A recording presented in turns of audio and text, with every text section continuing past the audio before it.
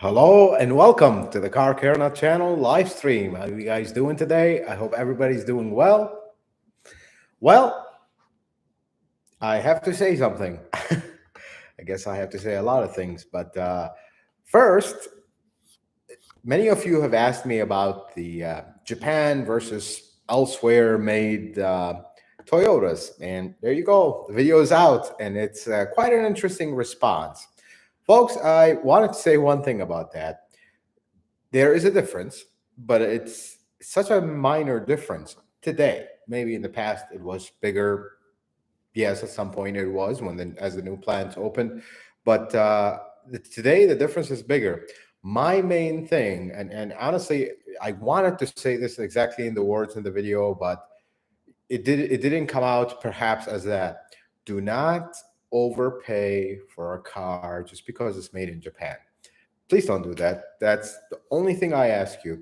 I have been to at least two factories in the US, that mainly the Kentucky plant. I've been there a few times. I like that plant. I like the way things are done. It's not the same, it's not what you expect.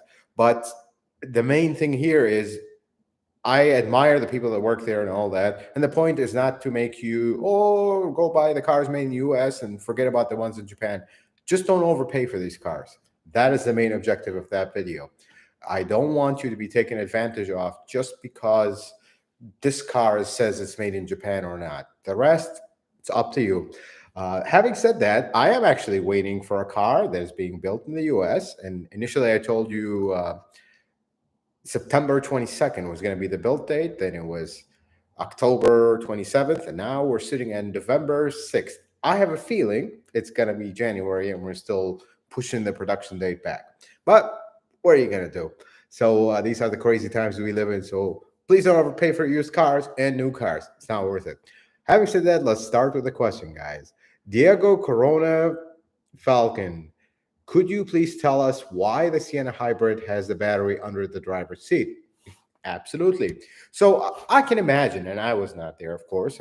This is not official information, but I can imagine that when they were designing the Sienna, one of the biggest things about the Sienna is the way the floor is flat in the back to accommodate all the seats. They're higher. The seat is high and it's very comfortable and very utilitarian. Putting the battery is pretty big on these. I wish I could have gotten you a picture of it in one of the videos, but it's pretty big. So if they put it in the back, there's going to be this giant hump. If you notice, like if you compare it to a Highlander, for example, the back is very high, like where the back seats are going back, it's very high, and the Sienna is very low. So if they put it there, you're going to sacrifice that, and it's going to basically be a Highlander with a sliding door. It doesn't really help its function. So they had to put it there, and I think it's a genius place. We've never really expected it to be there, but it was. And the only thing it made is the front now. The seats are very elevated. Some people like that. Some people don't, especially if you're taller. I can understand why you wouldn't like that. The seats are a little higher. But that's the main reason, really, to keep the back floor as flat and low to the ground as possible. So Brennan Clark, new subscriber. Thank you so much, sir, for subscribing. Is it practical to replace the stock halogen headlights of the new Tacoma with OEM LED headlights supplied on higher trims? So define practical, and I'll tell you this. They will fit. They're the same headlights. Some of the models will have potentially different grille, but for the most part, they will fit. Wiring wise, there's going to have to be some custom wiring. It's not very difficult to do, and it's feasible to do, but of course you're going to have to cut into the original wiring and spend some time kind of through the wiring diagram looking at what needs to be powered and what's not. It's very doable, very expensive because these LED original headlights are super expensive. But is it possible? It is, but as long as you're okay with the wiring modification, it needs to be done correctly and all this stuff because this is an outside wiring.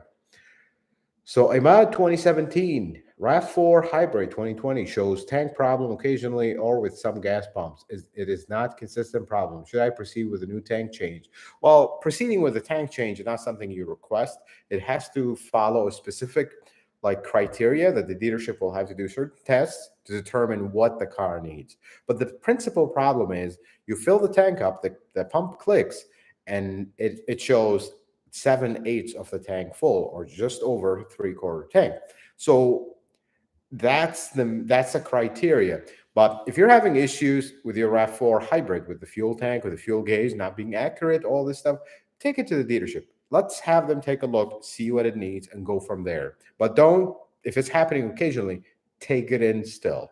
That's the main thing, because this is an actual problem that can be fixed, and life is good. Don Kim, Toyota and planned obsolescence. 2014 Sienna water pump bearing worn out, not leaking, making whirling sound. At 65,000 miles, seems like a common issue. It is a common issue. And you know what? I'm with you on this one. It's not planned obsolescence, but it seems like Toyota and water pumps don't do so well. Some theories go that the pink coolant or the super long life coolant has to do with it. Some people say, oh, they can't build a car right anymore. I disagree. I mean, yeah, I'm with you that a 7-year-old car, 65,000 miles, the water pump is going. We see a lot of those. They're super common in the 2GR. But here's another way to look at it. You're going to replace that water pump. You're probably going to drive that car. Okay, even if you have to replace it every 65,000 miles, everything else in the car is not going to go. And that's, you got to look at the whole picture, not just one component. And yes, water pumps with Toyotas, I'll admit, they're not very reliable generally. Some cars will go 200,000-300,000 miles on the original water pump. Some cars, like yours, will go 65 and it's gone. That's, I wouldn't say planned obsolescence, but it happens. Some of the old legendary Toyotas that everybody swears by and says it's the best of the best, they do have their quirks. Come work at a Toyota shop that works only on Toyotas. You're going to see it. And I work with so many mechanics, and some of them say Toyota's terrible. They have absolutely came to this belief that Toyota's terrible. Of course, you work in a shop. Out of the millions and millions of Toyotas, you only see the ones with problems. Of course, you're going to develop that opinion. So you got to be, if you work internally and you work at a dealership service side on Toyotas, you're going to see this a lot. But doesn't mean that there are not hundreds, if not millions, out there, that hundreds of thousands, if not millions of cars going on the road that we don't see that are fine. That's just, we only see the problem ones. So David Green, my wife's 2007 Camry 2.4 likes oil. Yeah, unfortunately, they do like. Just gave it a fresh oil after soaking it up with marble mystery oil. Can this help? And replace the oil now every 3 years? I'm not trying to understand the question, but Marvel mystery oil, I've never even tried that. Could work, I don't know. But these cars had a problem that even with good maintenance, you could still have oil consumption. And that's the problem with those. Some oil cleaning, like Marble Mystery Oil, I suppose that is a oil flush or oil cleaning. It could help, but it's not going to remedy the problem. You need the updated pistons and rings, and life is good after that. Jose Cortez, is there a way for me to find out the offset on stock OEM Toyota rims? Want to buy an extra set run for the winter. So honestly, no, not directly. I would have to dig into the repair manual to see if we have some specifications on these. But if I remember correctly, and I don't know if the offset's one of them, I'd have to look into it. But if you flip the OEM wheels on one of the spokes, you're going to see some specifications. Don't remember if the offset is written there, but that's one place I would look at. Mark Valme, how do I keep my new car perfect for the next 20 years living in the Rust Belt when it is daily driven? Is undercoating recommended for car care nuts? Absolutely. Car care nuts will go the extra miles. So here's what I want you to kind of see and understand. First, it depends on what kind of car you have. If you have a unibody car, and a unibody car is basically a car that the frame and the body are one unit, that's unibody. It doesn't have like a body on a frame like 4Runner, the Toyota trucks. But the main thing is, if you have a truck, a body on frame, you got to protect that frame.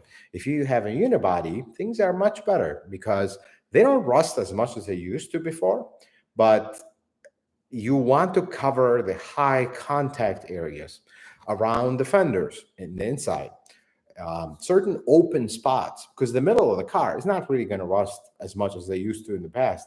Areas that collect water. If we are going to be car careness about this, you got to kind of analyze this. And Toyota's been really good about this. They identify these areas and they're trying to change it. But any area that could collect water and salt would sit in that water, that's a problem area, and that's an area you want to heavily concentrate on. But flat opens underneath the car, you're not really going to see them rot like older cars did. But and the newer cars are well covered, so that's really going to help things kind of slow down the accelerated rust. But another thing is how you treat this car. Now, the thing about salt is, and salt has also advanced over the years and it's getting worse and worse, a lot worse. They're using some new stuff. They're really eating these cars alive. So you want to have a regimen of washing underneath the car. Most people, I hear so many people will say, "Oh, when the winter starts, I don't wash my car until the spring." That is that is not a good idea. You got to kind of do this balancing act with salt. You can decide to wash your car regularly, but every time it's freezing, it's below 32 degrees Fahrenheit, you could risk damaging your car with stuff getting frozen, windows, seals, everything. That's also not a good thing. So you got to balance it. If you have a garage that stays just over freezing, you're good. Wash it straight to the garage, let it dry up so it doesn't freeze. If you don't, though, and that's when it becomes a problem. So you got to find that one day where it's just above freezing, go wash the car, maybe park it in the sun. That'll help a little bit, but you got to find the chances to wash it. Don't just wait, when the season starts till spring. That really makes a much bigger impact than undercoating and all the good stuff. Because an undercoating, another thing, you put the undercoating in, you want to renew it, not just once and forget about it. And everybody else who's watching, if you're not from the Rust Belt, sorry we went on this, but this is a real problem here. Just it's serious. So Tim 285401, thinking of getting a Toyota for the first time. What I expect coming from an F-150. Tim, first, welcome. I hope you are in the right place. I will give you some pointers. But first, potentially welcome to the Toyota family if we could have you around. Here's the main thing that you want to know about Toyotas. They're very good if you maintain them. That's the key thing here. Coming from an F-150, I recently drove an F-150. I honestly don't see what's the big thing about F-150s. Why are they sold every few minutes? Someone is sold or whatever the statistic is. I don't like them. They just feel cheap, and they're not great. But that's just my personal opinion. I have no experience to back that up. But if you're buying used, make sure you buy a good one. That's the problem. When you switch from another brand, you don't have experience with Toyotas. Some people will tend to look at the prices, and coming from Ford products, you're going to notice that Toyota prices are very high, because just think of it this way. You're going to buy this Toyota that is very high priced. You're going to drive it for 5 years, basic maintenance, nothing. That's just the way they are. And then after 5 years, they still have a high price. They retain their value. That is something that's not very common with unfortunately, some of the domestics. They just plummet in value. So the one thing that could pull you out from buying a Toyota is their high price. Don't be afraid of that. Just do your research. I have a lot of videos. Many people on YouTube have a lot of videos showing you the good models, what common problems to look for. Buy a good one. Start with a good one. If you're buying a brand new one, you're good. Just keep up the maintenance and understanding that maintenance. These cars, they like their maintenance. And the biggest thing about domestic owners is that they get to a point where it's like, is this even worth it? You start neglecting the maintenance because this is not worth it. But with Toyotas, keep the maintenance, because the better the condition the car is, in the end, when you go sell it to move on to something else, that value stays. So think about that as well. That is something different about Toyota ownership. So Hemion, sorry if I misread that. Buying a 2021 manual Tacoma, thinking about the factory leveling kit. Are there long-term reliability concern with getting a leveling kit? If you're going with a leveling kit, OEM, you're good because that leveling kit does not it, it it does not go in extreme angles. The only problem with any lift or leveling kit for any Toyota truck is the angles of the front axles. If they get too extreme of angles, like the axles hanging like this, you're going to start having problems with the front differential. That's just a limitation of that design. But if you're going with an OEM kit and it's not over 3 inches lift, you're not going to really have issues. The only thing is your gas mileage might be slightly affected, but not something possibly measurable. I am not too worried about it. But if you're going with an OEM, that's something I recommend. And we're starting now to see OEM lift kits, which is actually very welcome, and we like that. PJ, what are your thoughts on Hyundai and Kia? I'm probably not the person to ask. I am very critical of them. I don't like them personally. I just don't like a company that sells you a product because you have a 10-year warranty. I mean, I don't know. They are everywhere now, and my image that sticks in my head is this: the first cars that they came with. They were, for lack of a better word, junk. That's the one word. Unfortunately, there's no other better word. I'd like to make a nicer word, but and I just see them exploding from one point where they were making junk, and then all of a sudden they explode, and everybody loves them. They're great, but then when you really look close, there's a lot of disasters still. So I honestly don't know. I'm not the person. Look, one thing about me and my channel, I only talk about what I know. What I don't know, I'll just flat tell you I don't know. So I don't really know much about Hyundai. I don't really care too much for them. They might be good now. Maybe they've changed, but from what I remember, they were terrible. And even into the 2010s, some of them have some serious problems. But they could have improved today. I wouldn't know that. I am not that interested on Hyundai and Kia. So let's see the next question. Nelson Rodriguez. I have a 2003 Toyota Sienna. The dipstick said Dextron 3. Do I have to use Toyota brand or could I use other brands? So you can use other brands, but make sure they're good, not some generic, you know, off the shelf that you've never heard of. Use a decent brand. If you're in doubt, go buy it from Toyota. It's actually not even expensive. It's actually very comparable to anything you could pick up at any parts store. This is one advice. I'm sorry, we're going into this too much. Always shop original parts first when you're buying parts. Shop for original parts, get the price, and set kind of a line, and then start shopping aftermarket. Because so many times, if you really shop good for original parts, you can actually get them at a discount and they're the same price. So why are you putting aftermarket if the original is the same price? With Toyota, folks, their original parts are awesome. You know, depends who you ask, of course, but in my experience, they're really good quality, and that's what makes them great. Downs Brio, 2015 Toyota Highlander XLE V6 all-wheel drive. Message saying check all-wheel drive system appears, traction controls off, rear end disconnected, warning lights on. So my one question is, and this, let's clarify one thing about Toyotas. Is the check engine light on? Because usually when the check engine light comes on, you're going to get a barrage of warning lights with it.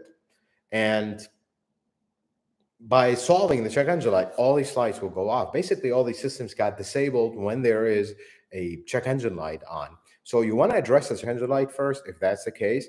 If it's not a check engine light, the second light that turns on a bunch of other lights is the ABS. Now, really, there's no way for me to know exactly what's going on unless you check it for codes and see what's going on. But if you have a check engine light, don't worry about the other lights. Focus, you only have one light. All these lights will go out once we resolve what's going on with the check engine light. Ian Smith, 2013 Prius, 80,000 miles, seems good. Reading and watching a lot. When should I be looking at EGR and PCV? Any other items need special attention? So main thing is maintenance, of course. Oil changes is a big one on this. This could burn oil if you don't change the oil often. But the EGR, honestly, I will say this: if it ain't broke, don't fix it. That's the main thing with EGR, because some people will say, oh, you got to do it as a preventative thing. I've said this before, and I'll say it. Awesome viewer Don has a 2010 or 11 Prius. It has 100, last time I saw it, it had around 138,000 miles. He was curious. He owned this car from a very young age. He was not original owner, but he bought it like the same year that it was came out. He was curious about the EGR. I took it apart. I was curious too because it's never been apart. It was perfect. The engine doesn't burn oil. There's no head gasket issue, and there's no EGR issue. There's no secret. He religiously maintains this car, takes care of it, puts good gas, puts good oil, all this good stuff. There was nothing wrong with the EGR. So if it ain't broke, don't fix it. The PCV valve starts getting issues when you have heavy oil consumption. So if you really have no oil consumption and you're good about your maintenance and your driving habits, I think I wouldn't worry about it until it's broken. Now, when you go change your spark plugs on 120, if you want, especially if you're doing this DIY, do change the PCV valve. Otherwise, it's kind of buried underneath the intake manifold. It's not really hard to do, but shop-wise, they're going to charge you more to take care of it. So it's up to you. That one I'll leave up to you, but don't overspend on maintenance if that you don't need. Eric Robinson, why do so many 4Runners have a vibration between 50, 65 miles an hour? So this has been going on a lot, and a lot of people having issues with this. And really it comes down, and there's a lot of theories, and some actually, I recently saw one, and I'm actually waiting for the next one to come to check this. Rack and pinion, even. I've heard about that one. I'm not going to discredit that because anything is possible. But all the cases that I've seen have been tire wheel related. Either they need balance. 4Runners are very touchy with balance. They're very sensitive with balance and very sensitive to modifications. I see so many people that come in, they've modified their 4Runner and they have vibrations. Well, you modified it. That's the basic thing.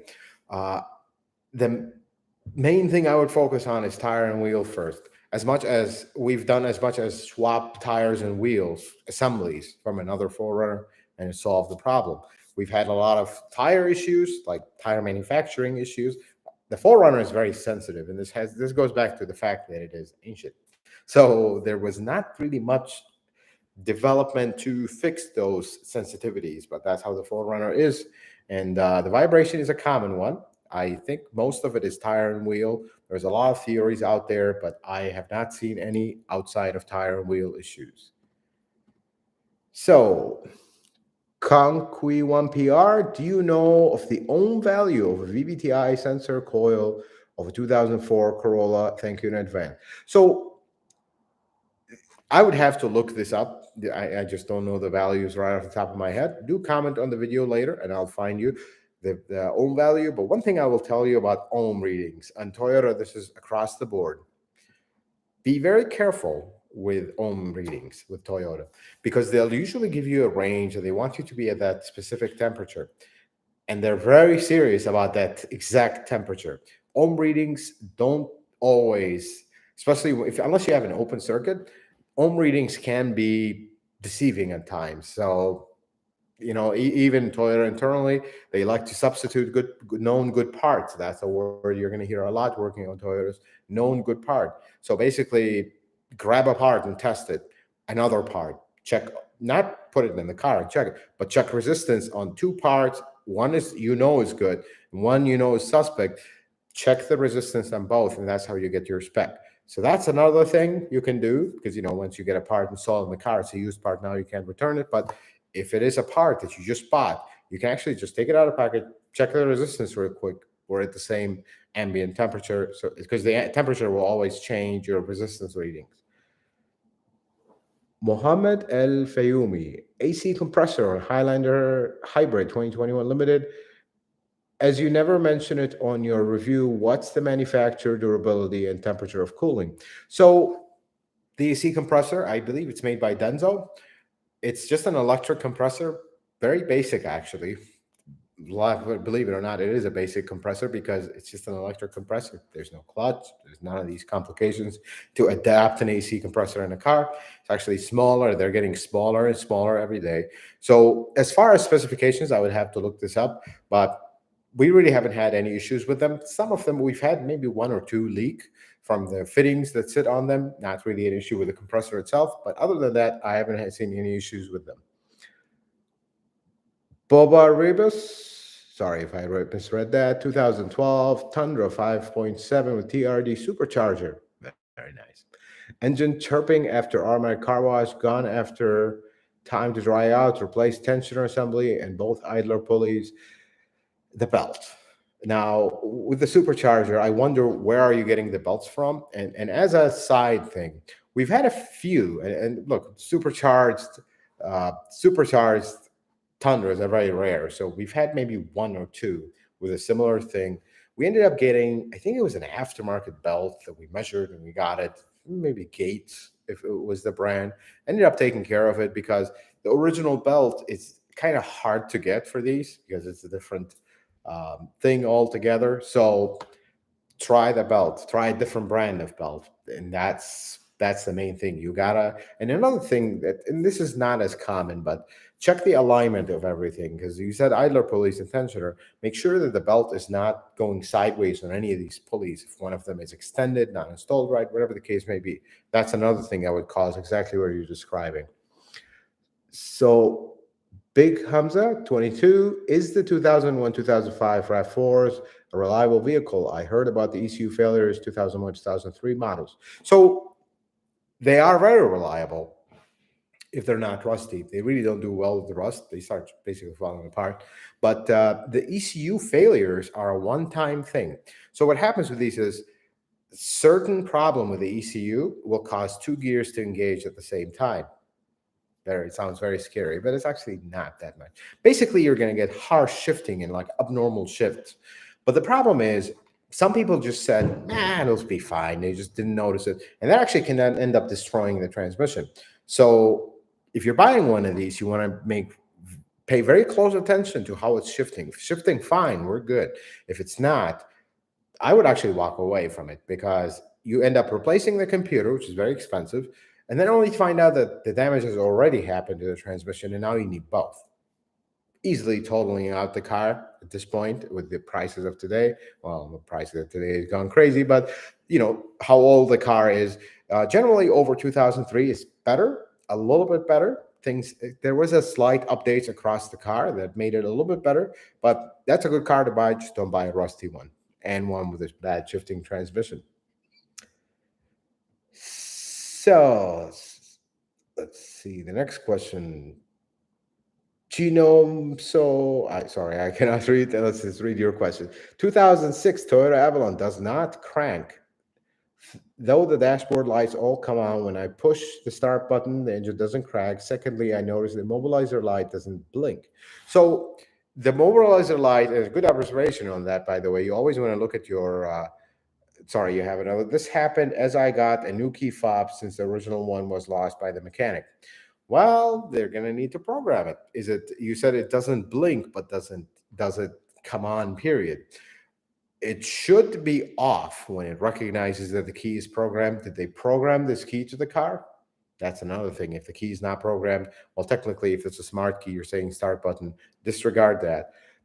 You want to make sure that they did not do anything with the program. How did they program this key? That's what I'm worried about, actually. Some of these older ones, they did have an old school system of smart key. You could easily kind of confuse it where it would pick up the key, but it doesn't allow a start. So you're going to be heading a little bit towards, because that last piece of information that they just replaced the key, you want to make sure that that key was programmed correctly. Hemion, putting tires on a Tacoma that are 1 inch larger and a little heavier than stock. Should I expect this to improve longevity and power of my engine? To impact the longevity and power of my engine? It's gonna definitely feel different. It's gonna affect. You have bigger mass that you're trying to move, but not significant. Your fuel mileage will drop a little bit.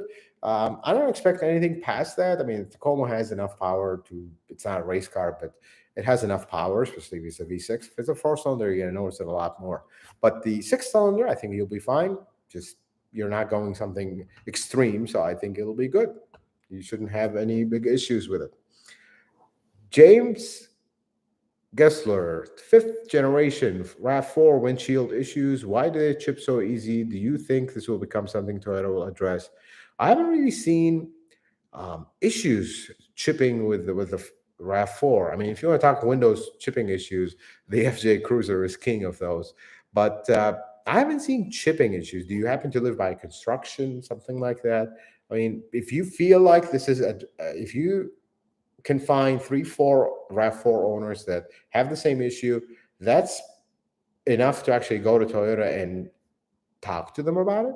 Toyota listens if you talk to them. But if you have one problem out of 7 million cars, they might listen a little less. But when you have multiple people going saying, "Hey, we have the same problem," now they establish a pattern, and they might actually look into it. So that's what I would do. Waterman 2020 Highlander with the 6-cylinder engine. Love the vehicle. Sorry, not lost. Don't lose your vehicle. It's not good. Has a strong odor of coolant when driver's window. A lot of reports on this yeah. So there's a lot of reports on this, and I've actually seen a couple, and there is no word on this yet, but there's no leaks. That's the thing, and we're even wondering if this is not even it smells like coolant, but it's actually something else causing the smell. So far, we don't have any information. If I find something, if there's anything concrete and in form of a fix, I will let you know. But do me one favor, because this is how Toyota starts looking into things and makes things better for everybody. Go to a dealership. I don't know if you went already. You might have went, told you there's nothing to do, but still, that goes as a record. Contact Toyota. Explain. That might be a natural thing with the car, but they need to hear about it. The more they hear about it, the more they'll be like, okay, we might have a problem. This is not a single incident. They will look into it, and then, because people, I'm sorry to say this, I'm just gonna go out and say it. Toyota doesn't look at the forums, folks. Toyota listens to you when you pick up the phone, call them. So lots of reports on the forums doesn't mean that Toyota knows about them. Toyota is a big company. They can't really start chasing after forums.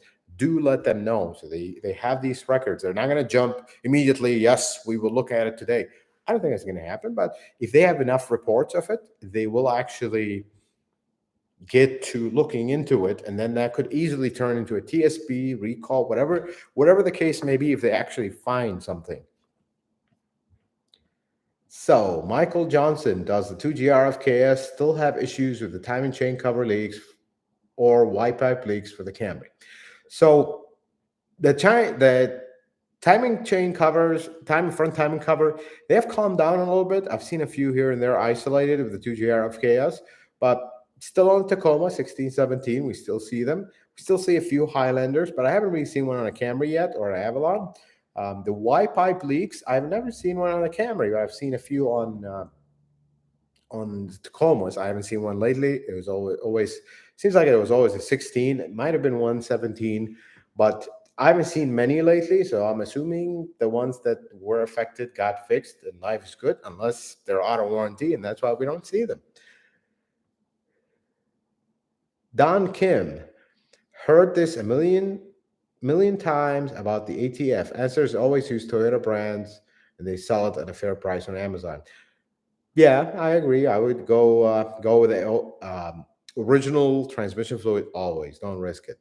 Doug Jolly, hi. I have a 2021 Tacoma, and I was thinking about putting on hood struts, and was wondering if it would mess up the warranty on the vehicle. It wouldn't mess up the warranty, but I don't know how I feel about that. Have you carried the hood on the Tacoma without the hinges? It's pretty heavy. For some reason, it's super heavy. It's one of the heaviest hoods that recently I've seen. Maybe the Tundra and Sequoia is probably a little heavier, but it's pretty heavy. So I don't know how much I trust the struts, especially if they're aftermarket. Give it a shot. It shouldn't affect your warranty or anything, but just make sure they're good, that they don't end up damaging the hood or anything structural in the truck. A mod 2017, in the next 5-10 years, can the RAV4 hybrid convert it to a RAV4 Prime?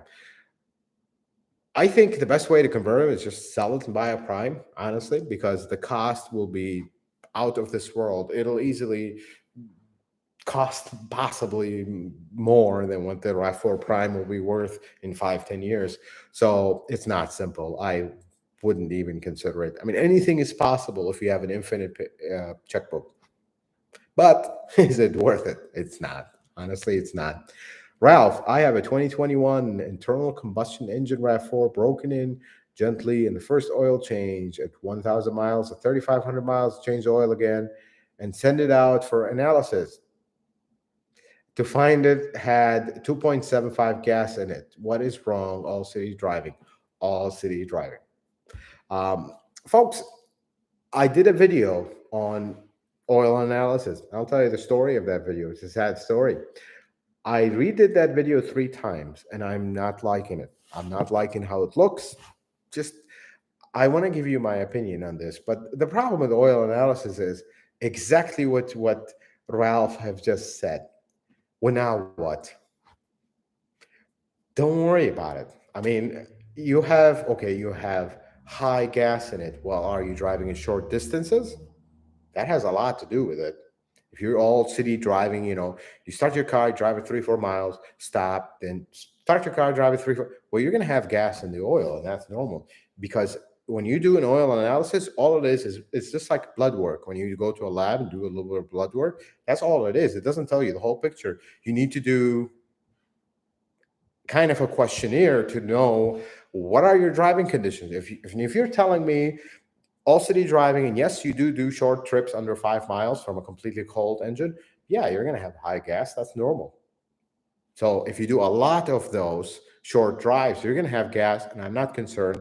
But at the same time, you do want to change your oil earlier because that high gas content is what's going to degrade your oil. So imagine if you went 10,000 miles like that, that wouldn't be very good. Trust me, after 5 years, you might have issues. This is how it starts. But I'm not concerned as long as you're doing the short trips. Of course, short trips for any car will put a lot of strain on things, but you gotta compensate that with good maintenance habits and understanding that I'm putting this car through not favorable conditions, so I have to do ABC, which is mainly ABC in this case will be the oil changes on time or early to compensate for this type of use. Ricky Williams, I have a 2012 Toyota Tundra 5.7 flex fuel, 200,000 miles. So far, I plan on keeping it forever. If I need to do a motor swap later, with a motor from a 2015 2020 work? Honestly, I want to say yes initially. I don't see any difference in them. You do want to see one thing, but although you're switching you're getting a newer engine, so it shouldn't be an issue. But you have a flex fuel, make sure you get a flex fuel engine, and everything else should be the same. I don't think there's been any change in these years. But if you're doing the opposite, I wouldn't. If you had a 15-year going engine from a 12, I wouldn't because there might be very slight difference emission wise. But going to a 15, you shouldn't have an issue. But make sure it's the exact same engine, not this is just an engine from a Tundra. It has to be flex fuel as well because there is a difference, a slight difference, not major difference, but there is a difference for the flex fuel. So you got to make sure you keep it the same. Chris Spreads, why does Toyota make flimsy oil dipsticks? I have a 2012 Corolla. When I check my oil, it's splattered. How do I get the correct oil level reading? So, well, honestly, I'll just come out and say this. I'm happy that they still have a dipstick. A lot of people are getting away from that. It's becoming a thing of the past. But yeah, they can be annoying sometimes, and I understand that. But one thing is, when the dipstick tube itself, if it gets wet with oil, that's when you're going to have that smearing oil reading. Take it out. Try this. Take the oil dipstick out, clean it up, put it back. Like do it 3-4 times before you actually get reading. Trying to dry the path leading for the dipstick in the tube. I hope this makes sense, but try that. Another thing is flip the dipstick and read the other side. Sometimes you'll see one side like all over the place smeared. You flip it, the other side is fine. So that's what I would focus on as well. Jason Montejano. So this is in Spanish, and behold, people, I read and speak Spanish. So let's try this, and I'll translate it for you. I get some practice translating. ¿Cada cuánto se tiene que cambiar el aceite del diferencial en una 2020 Tacoma two-wheel drive fluid type? So Jason is asking, how often do you have to change the differential fluid in a 2020 Tacoma two-wheel drive and the fluid type? So Jason, I'll answer it in both, so you would see them. First, for everybody else, if you don't speak Spanish, every 30,000 miles, especially the first 30,000 miles. After that, every 30 to 50,000 miles, you should be okay. Fluid type should be GL5. Watch on the differential itself if you do not have an LSD sticker. Most likely not on a two-wheel drive model, but that's about it. And in Spanish, Jason, se tiene que cambiar el aceite del diferencial cada 30,000 millas, especialmente el primer cambio. De ahí, cada 30 a 50,000 millas y todo va a estar bien. El fluid es GL5. Solo ve en el diferencial si hay un sticker que dice LSD oil only. Si eso, necesitas comprar el original. Si no, estás bien. There you go. I speak Spanish. Now you all know that. Well, let's keep going.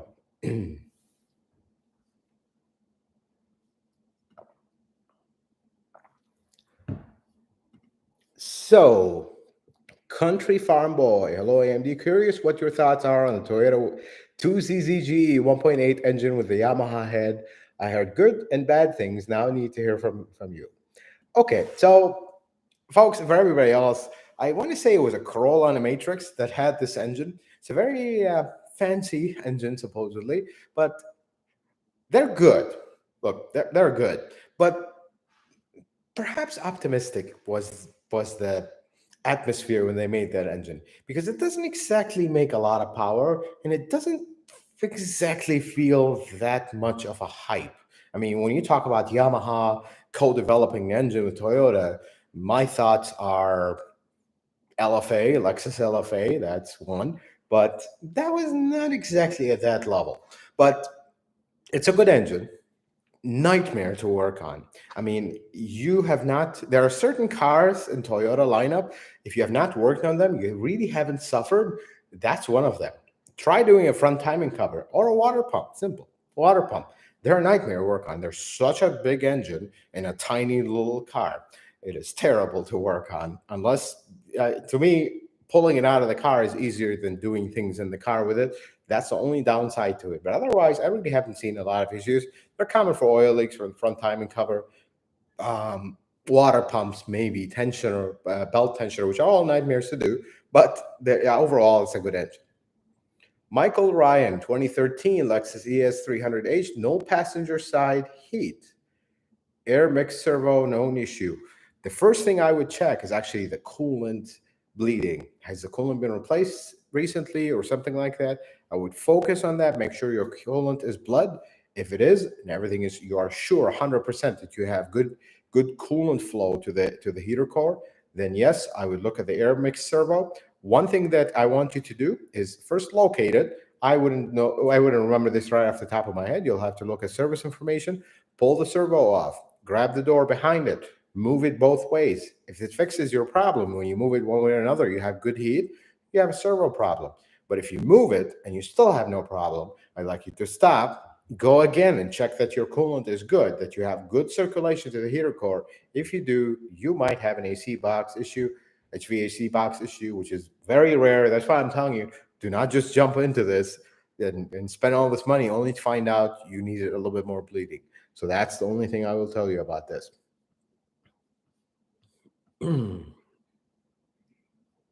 So,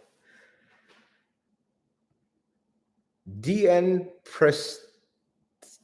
Let's just read the question. Sorry. Are hybrids better suited for local driving or highway? They're suited for both.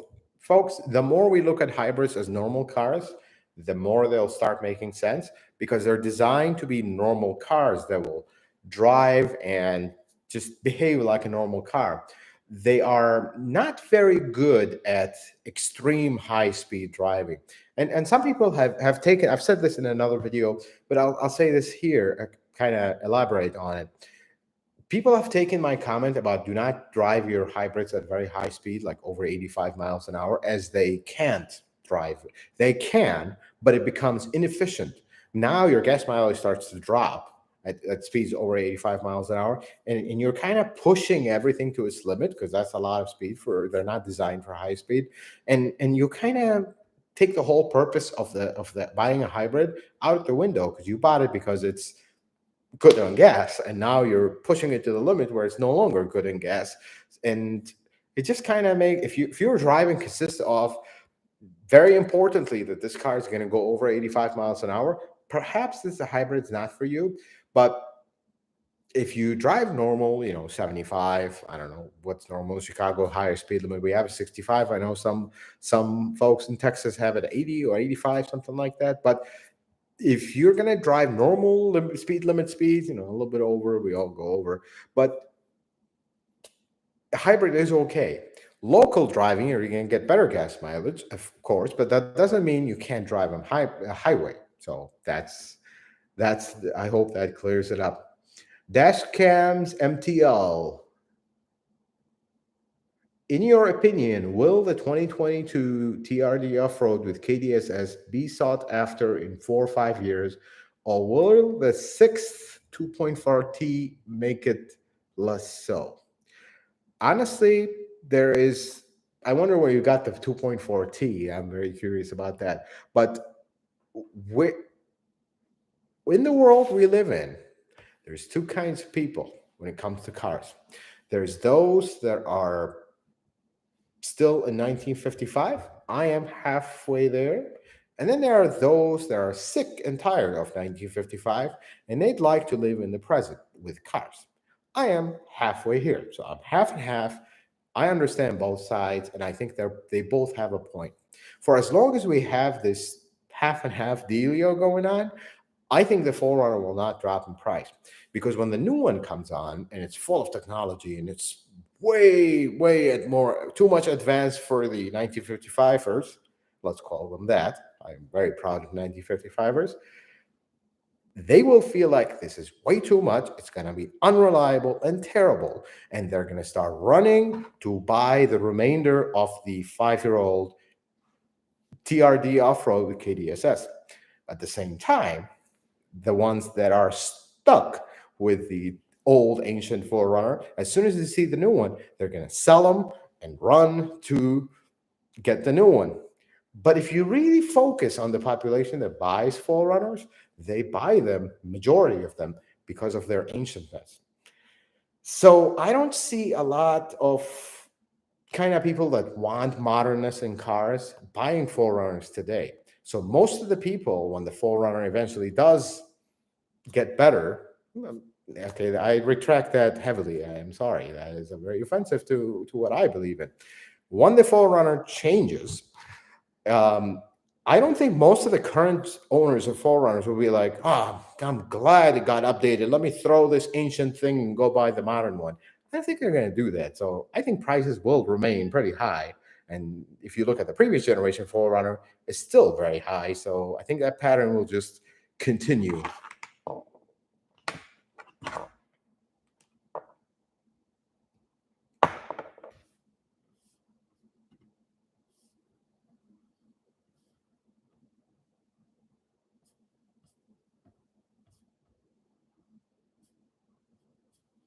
Folks, I just realized something with my microphone. Can we get a verification that you can hear me well?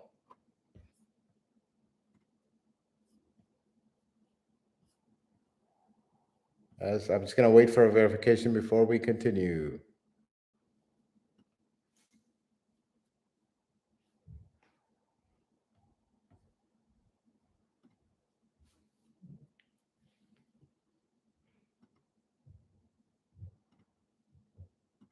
Can you hear me well?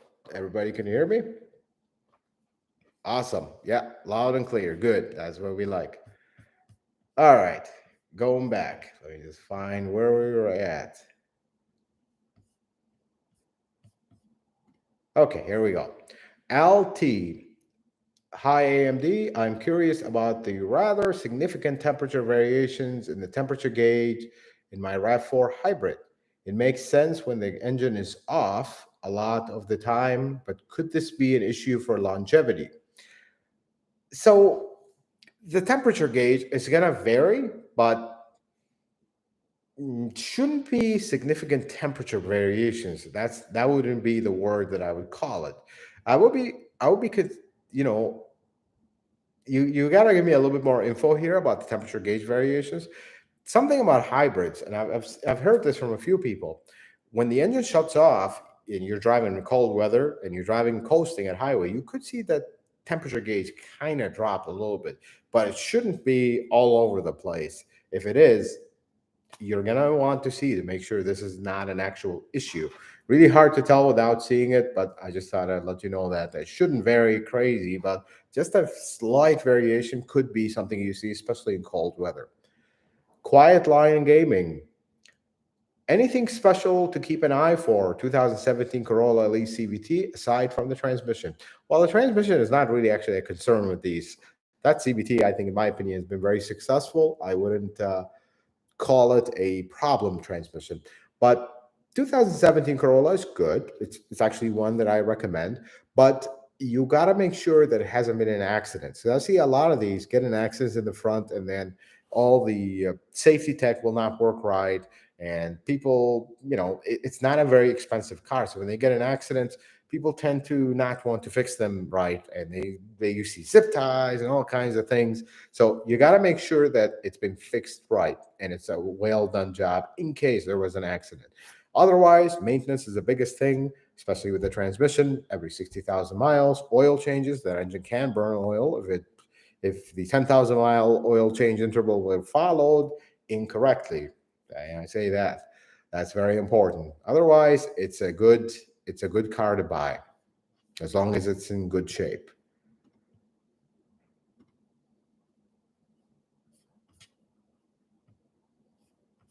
Okay. Well, I don't know what's going on with the chat here. And now we lost half the questions. Let's see.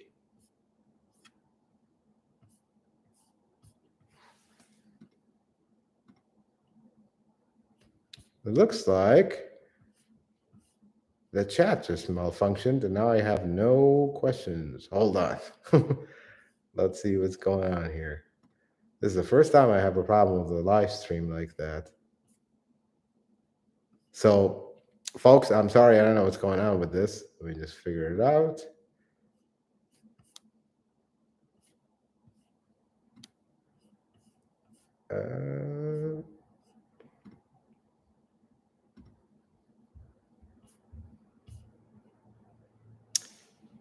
So here's the situation.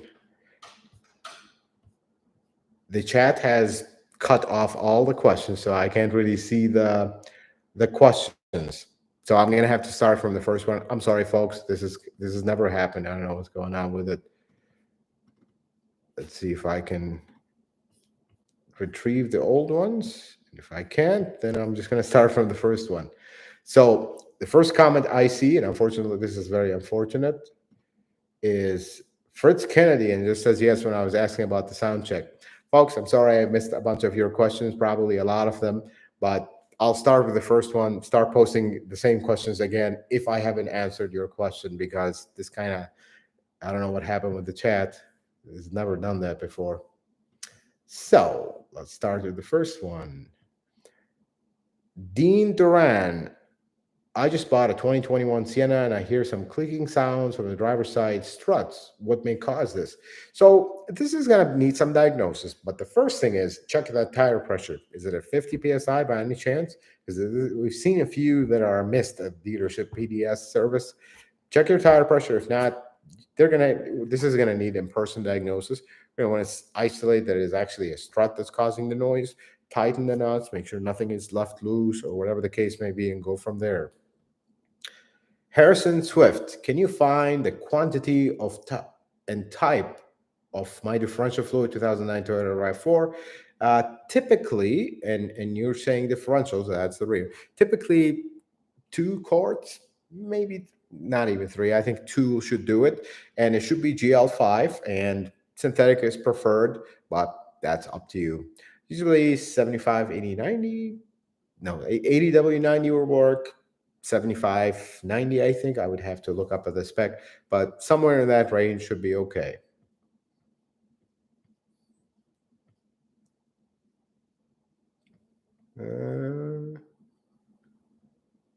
This is a good one. What do you eat for lunch while at work? Food.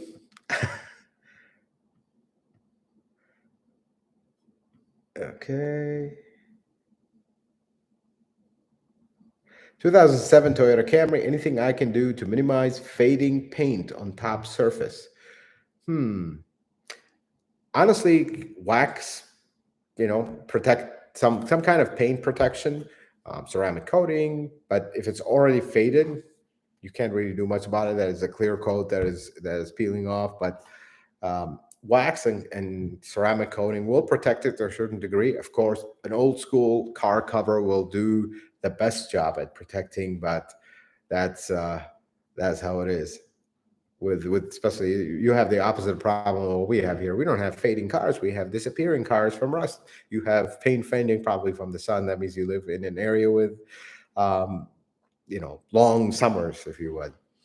Daniel, 2000 Camry V6 changed timing belt water pump pulley with Continental brand and fully warmed up. It makes a whining noise. When it sprayed some water on the belt, the noise completely went away. So you said you sprayed the belt. Did you spray the timing belt or the drive belt? If you sprayed the drive belt, it's too tight. That's why it makes that. It could be described as a whining noise, but it's more like a, I don't know. If for musicians, this will make sense. When a string is really wound tight and you hit it, it just makes that weird vibration. But it's the same thing. The belts are too tight. Now, if this is a timing belt that is making this, I would look at your tensioner and make sure nothing is winding that belt too tight.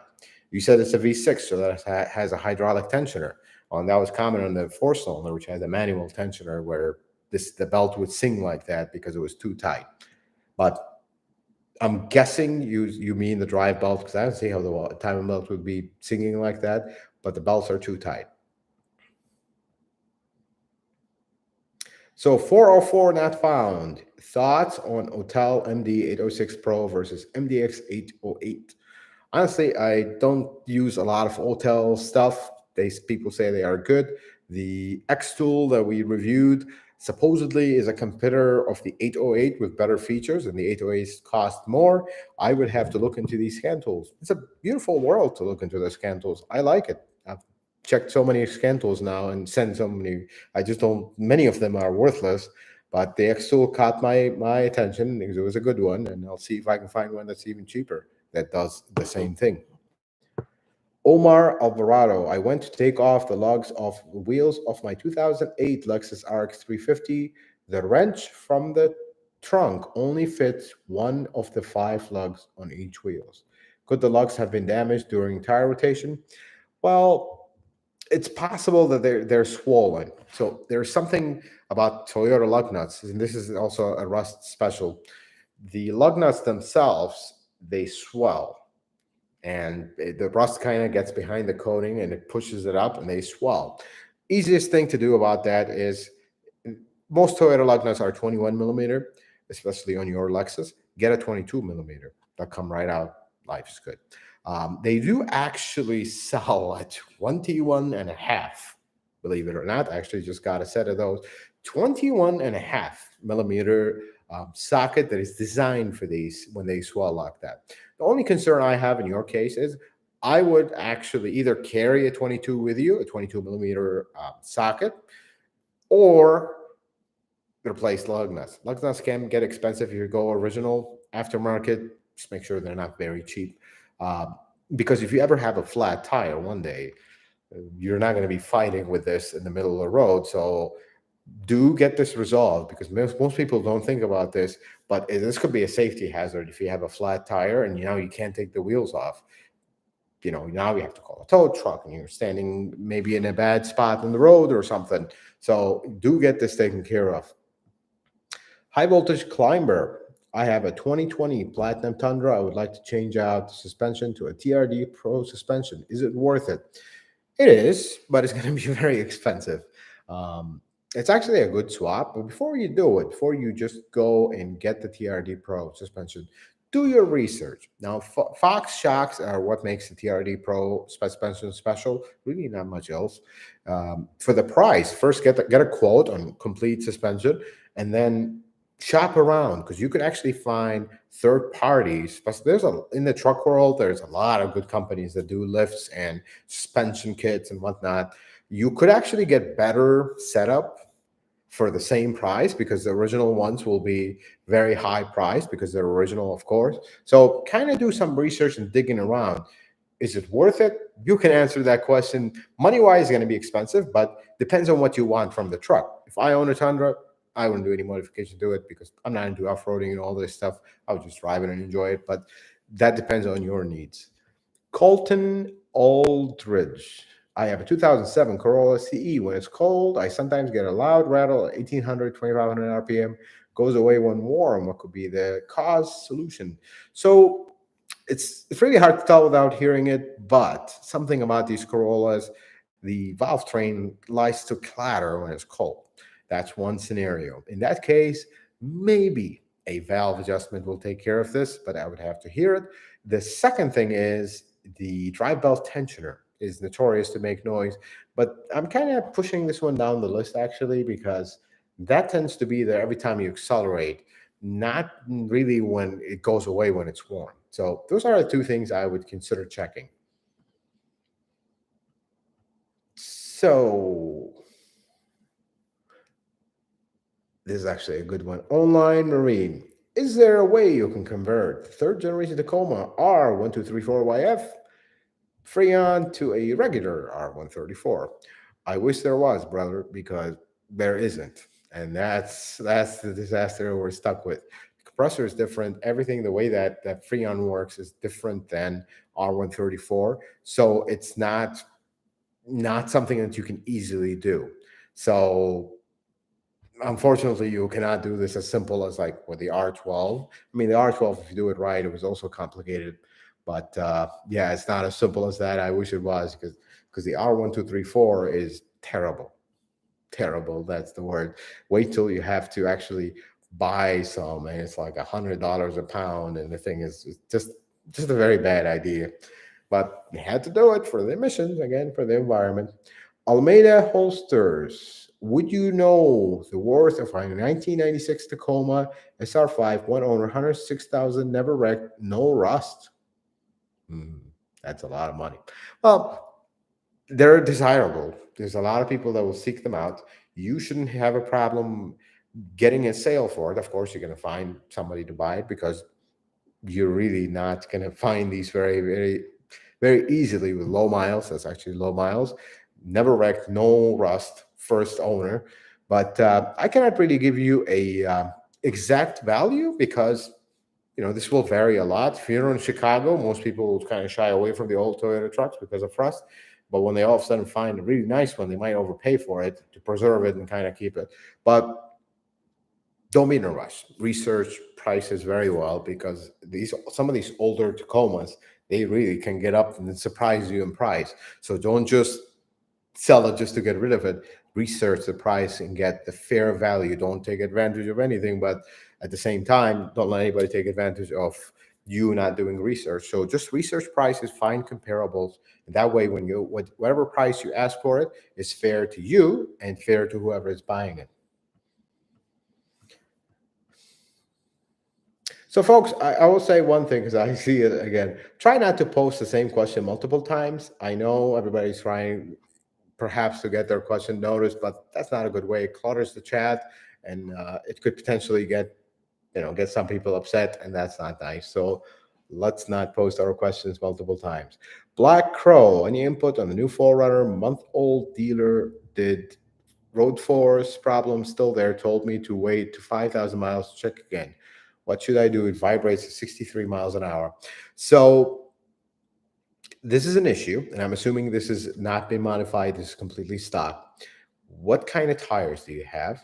And did the dealership swap out tires and wheels, or basically take those tires off the car and put another set of tires and drive it?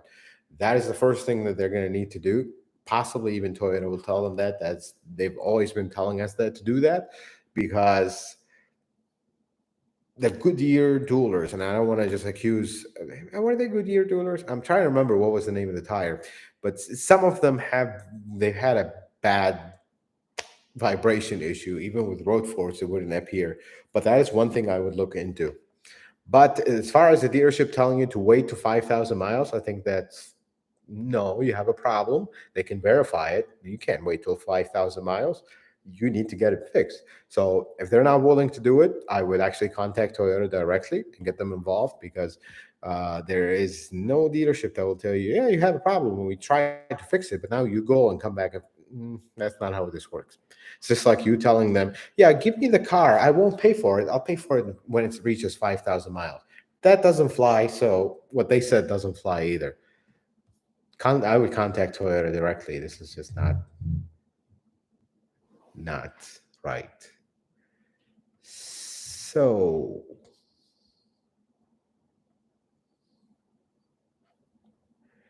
I have a 2014 Camry Hybrid, code B1472. I see high voltage output, not cooling. So this is going to need some diagnosis, but the first thing I will tell you is, was this charged with a non-hybrid oil? Basically, did a shop that has no experience with hybrids charge the AC on this car? Because there might be a chance that they actually fried the compressor. The thing about these, and I'm not saying this is the case, this will need some diagnosis, but I'll give you this idea and explain actually why this happens. The compressors on hybrids, they're electric. The oil that is, by the way, Freon has oil in it. That's how the compressor gets lubricated and whatnot. But the hybrids, because it's an electric compressor, the oil needs to be non-conductive.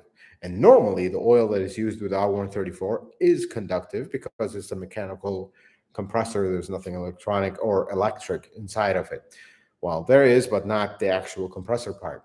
So if you service a hybrid compressor with a non-hybrid oil in the Freon mixed, it's going to actually short it out. So you got to be very careful with that. And that might be the case here. So that's just heads up for everybody else. Be careful who services the AC on your hybrid car. Doesn't mean it's going to be something crazily expensive. No, the oil is very cheap, but it needs to be the right type. Nitgundo, 2007 Corolla, 193,000 miles. How long do time and chain service? Never. If it ain't broke, don't fix it. We go back to the same thing. And for everybody's information, and some people asked about this on the 2ARFE engine that we've done, that I've done the video on, timing chains on Toyotas. I don't know if many people know this or not. The marks on the chains, the paint marks on the chain, they're actually wear indicators. So if you take the valve cover off and you spin the engine, look at the paint marks. If they're gone, if you're going to take this chain out to replace it, if they're still bright and clear, don't change it. That's an easy way to know if your timing chain potentially is wearing or no. And in most cases, and in the case of the Camry that I did the engine on, 2016 Camry with over 200,000 miles, the chain was perfect. So, okay, it's not worn. We're going to continue to use it. So that's where I'm coming from. If it ain't broke, don't fix it. Timing chains, if they don't make noise, if they don't have problems, you don't have timing code, the engine is relatively clean, I wouldn't just go in and replace it just because you have the engine apart and you have a question mark about the chain. Then that's up to you. But if the wear indicators are fine, I wouldn't worry about it, honestly. Timothy Cox, what do you think of Toyota's manual transmission, eyeing a 2015 70,000 miles with a 6-speed manual? Honestly, I don't remember the last time we actually had a problem with a Toyota manual transmission. Usually we have two total problems with manual transmission at the Toyota dealership, other than maintenance, and a clutch. I mean, clutch at 150,000 miles, that's not really a problem, it's maintenance. But the first problem is porters these days don't know how to drive manual transmissions. So that really puts a strain on the dealership operation when they come in. By the way, porters are the guy, when you go to a dealership, there are these guys that park the cars, bring the cars, kind of move everything through the drive. These are the porters. They're awesome, but they would be more awesome if they can drive manual transmission. It's like your primary job is to drive cars, and you don't know how to drive manual. Could be worse. We have a couple of mechanics that don't know how to drive manual. Welcome to the new world. How are you going to fix it if you can't drive it, right? But that's just me.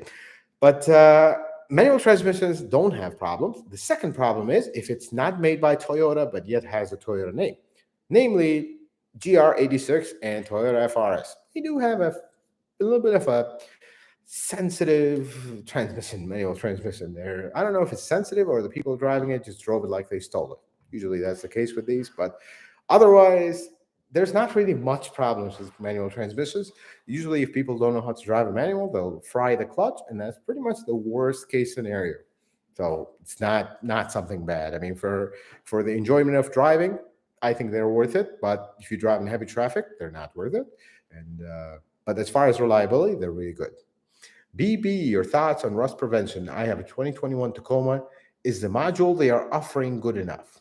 No, the modules don't work really good. And I would just old school spray the frame.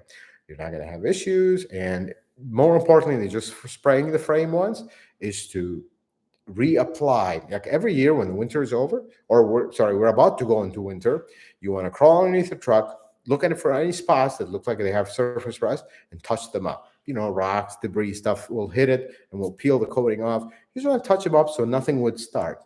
And that way, that truck will actually, otherwise, other than the rust, they are relatively reliable. And 10 years from now, when everybody else's is starting to rust and have problems, yours is perfectly fine because you undercoated it.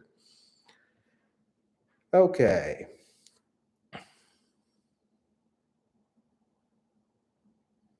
Dirk Diggler, I'm going to answer this one actually. My question is, do you get annoyed by all these ignorant questions? Sir, I will say one thing with respect. The ignorant question is the one that was never asked.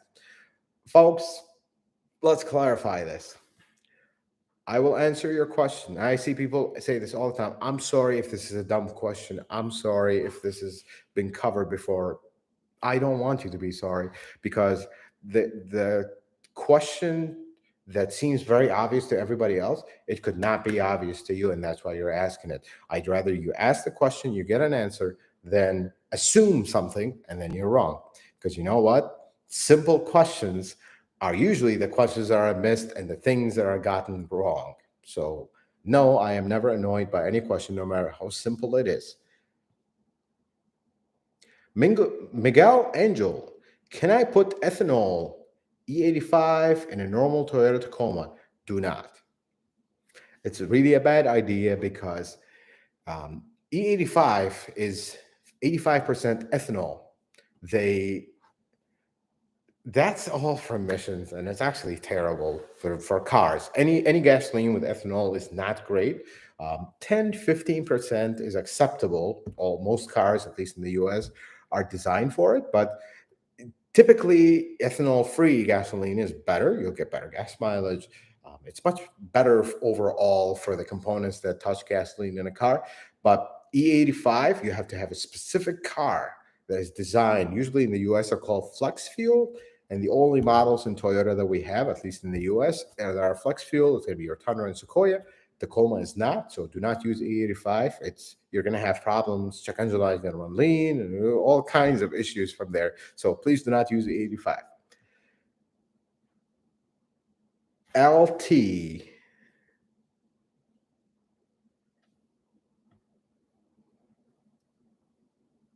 So this is a follow-up, and I'm just reading this. It's the first time we get to the end of the chat because of the glitch that happened. But your question was about the gauge fluctuation on the Highlander, on the fret4, sorry. So moving from half to a quarter, that's a bit much. I would actually get this checked because I'm wondering what's going on here, but this will need a little bit of in-person diagnosis. So 99 Solera need to replace the rear subframe. All control bolts are seized. Any tips? Yes. Heat it. Beat it, sir. You're talking about the 4 bolts that hold the control arms. And if you're not familiar with the setup, this is the same setup that Toyota's used all the way till when they started with TNGA. So there's 2 control arms on both sides, 1 big bolt that goes through them. You're going to want to see where that bolt goes. And they usually get seized in the bushing or in like the part of on one side on the bushing, on one side on the actual knuckle. You're going to really want to you need to get a torch and get this thing red hot and start with an air hammer to push the bolt out. Do not be tempted to cut the bolt because they'll actually eventually will come out. You might need three people to do this, and this is usually the normal fight. You're gonna, here's the order of business. Torch, heat it up where it gets really red hot, not the bolt, where the bolt goes into.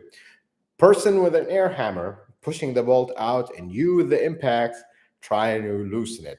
Be very careful, be ready to jump with that impact. This is a little dangerous. Maybe I should have told you that, but you're going to have a lot of struggle to get this out. That's typical. Once the bolt spins, you're good. That's it. Stop, and you just pull it out, let it cool down. But it's going to be a fight. Do replace these bolts and do load them up with NICs so they wouldn't seize up again. So Eric Bears, I buy a Prius V 2012. After I change the oil, I find metal shavings. That's not good. Do I need to worry about it? Well, I'm sorry, that face expression probably didn't help. Well, we need to establish a kind of a history question about this car. Every time you have metal shavings, you want to look at the past. The thing with metal shavings, you will have metal shavings in new cars. That's normal. But then you will also have metal shavings when you rebuild an engine or you replace a short block. Same thing. It's kind of like a new engine. So you want to look at the history of this car. Did it run low on oil? That's another thing that will cause a lot of metal shavings. So that's, you kind of need to establish. I would worry about it to a point where I would start investigating why do we have metal shavings and what's going on with them.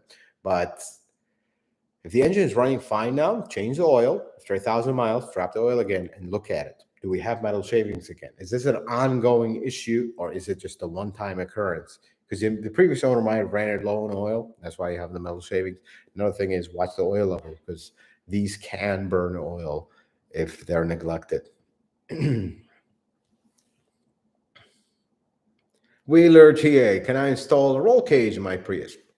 Yeah, you can, but carrying that, lugging that weight is not going to do you good for gas mileage.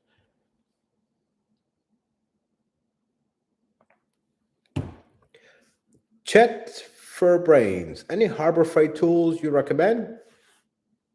None. Seriously, they're just not worth it. I mean, for DIY, they're good, suppose, but they're so cheap, and I think their prices are low. But you could kind of research online and find better quality tools for the same price. I mean, we live in a different era now where you can find stuff online. By the way, I'll say this. Um, if any of my Patreons are watching, I recently ran something on Patreon to tell them, hey, video suggestions, what do you want to see soon? As supporters of the channel, which I appreciate. Shout out to all my Patreons. I really appreciate you guys. They wanted to see a video. That was one of the first things that came up, a video of tool recommendations, where to find service information, and kind of a guide for DIY. So I'm going to be prioritizing that and working on it here soon.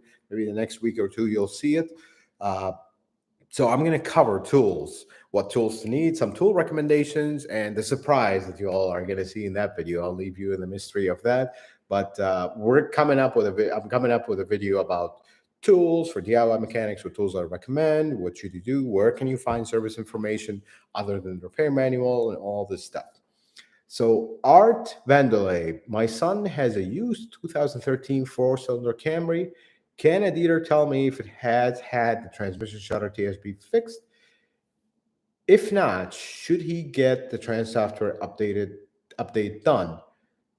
No shutter symptoms at the time. So Art, the dealership can check. And the thing about these, and I don't quote me on this because this could vary by year when it was made, but they had a campaign to actually update all of them. The ones that did need the update, of course. Not sure if the 13, I'm pretty sure the 12s were affected by it. Not sure about the 13s, possibly yes. But call the dealership, see if this campaign was done. And they should actually be able to not only tell you if the campaign was done, if the torque converter replacement was done under the extended policy. They should be able to look that up and just at least give you an idea. If it hasn't been done, then you're going to need to inquire about the campaign. If it's open, get it done. The software update, that will be free. If not, see if there's a software update, kind of talk. And the advisor might give you a hard time. Well, we're not going to do the update if you don't have problems. Blah, blah. But this is where it helps to know somebody at the dealership where you tell them, look, man, can you just do the update and not give me a hard time about it? That's usually the thing, because we all know the problem with the torque converter. But yeah, that's the route I would take. So Jack Howell advised to maximize corrosion resistance. Undercoating, honestly, undercoating and regular washing and regular reapplication of that undercoating is important. So Oi Miss 12, should I buy a 2001 Camry with 140,000 miles on it that needs a catalytic converter? My wife says no. Your wife is wise in this case. Why does it need a catalytic converter? Is it burning oil? Be careful with these, because when these are heavily neglected, it will burn oil, and a lot, especially the V6. Now, if the car is clean otherwise, and rust really destroys these, if the car is clean otherwise, but this is the only thing it needs, do have a professional mechanic inspect it, because these can be great cars, but they can also be absolute nightmares. So be careful with this. We're talking about a 20-year-old car here. If the owner didn't keep everything up to top, you're going to have to do everything that is common with this car, which actually it does have a lot of common issues at this age. And it's a great car, but if it hasn't been taken care of, then it's going to be a disaster. So be careful with those. And if it's rusty, walk away. It ain't worth it at all.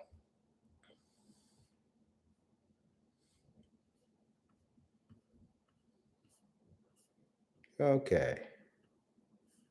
What happened with the chat again? Oh boy, don't tell me it did the same thing again. Let's see. I think it did the same thing again.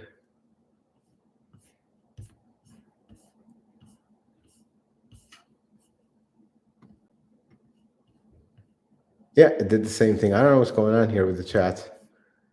It's just like it jumps, and then I can't see the first messages. By the way, I just gotta now that we have gotten to this point, I have to say my rant about YouTube. I love YouTube. Of course, we're here. We're all meeting here because of YouTube. But this has to be said. YouTube is not a very friendly place for people who do videos that want to actually comment on it, read every single comment and reply to it. And now what I'm seeing is not a very friendly place for me to read every single chat reply. This is the first time this happens, and I hope this is not something that's going to reoccur. But answering comments, and folks, in case you're not you don't believe this, I actually try to read every single comment. And when I say try, the only reason I can't achieve it all the time is because YouTube doesn't allow me to. Because apparently there's a certain cutoff. I get my notifications in this little app, and when it gets to right around 300 comments, it starts deleting the first comments. Why are you doing that? It's like, I want to read, though. I know 300 comments sounds like crazy, but those are 300 people that, I'm trying to help them, but they don't do that. And it starts erasing the last comments. And it's like, what's going on here? I wish they would address that and take care of it so I can actually get to more comments.